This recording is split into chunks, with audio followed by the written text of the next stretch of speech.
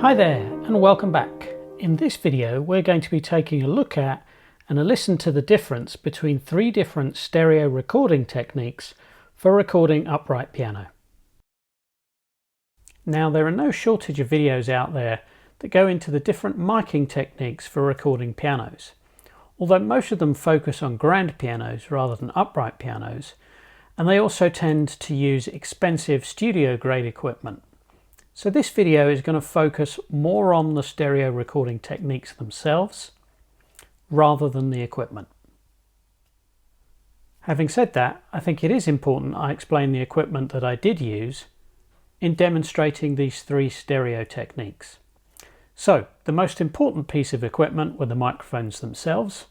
I used a matched stereo pair of Rode M5 condenser microphones, which have a cardioid pattern.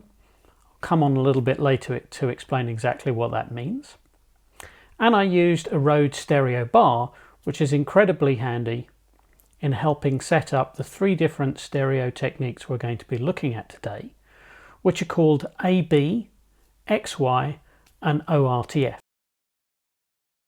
These three different techniques give us quite different results, which I think you'll hear when you listen to the playback. Now, importantly, to hear the difference between these different stereo techniques, you're going to need a set of headphones, or you're going to need to play this video back on a good stereo pair of speakers. You're really not going to hear the difference if you just play this back through your phone speakers. So go and grab a set of headphones and let's get started on listening to the results.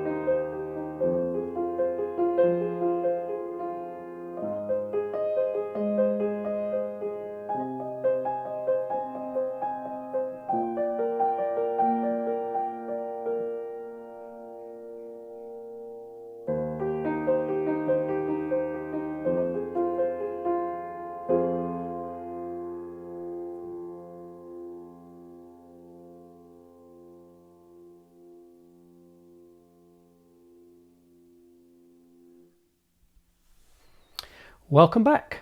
Hopefully you heard the difference. You may have also noticed that I organised these clips in a very specific order. So we started with the XY technique, and this is where the microphones are placed 90 degrees to each other, effectively putting the faces of the two microphones in almost the same space. This is a great technique for minimising any phase issues because both the direct sound and the reflected sound effectively reaches both microphones at the same time because they're effectively in the same space. But this also results in the narrowest stereo image, which might be really useful in the context of, for example, a classical recording, where we might want to place the piano on the stereo image with other instruments around it. However, for a solo piece, we might look at the AB technique, which was the next one, which is where we have the microphones parallel to each other, and that gives us a wider stereo image than XY. And then the final clip was the ORTF image, and that resulted in the broadest stereo image, ideal perhaps for a solo piano piece. So keep in mind there are a number of other stereo recording techniques. I chose these three in particular because all of them require microphones with a cardioid pickup pattern. Some of the other techniques, like mid-side for example, require other microphone pickup patterns. So I hope you learnt something from this video today, and if you did, please consider subscribing, dinging the bell, and maybe even hitting that like button. And I'll see you next time.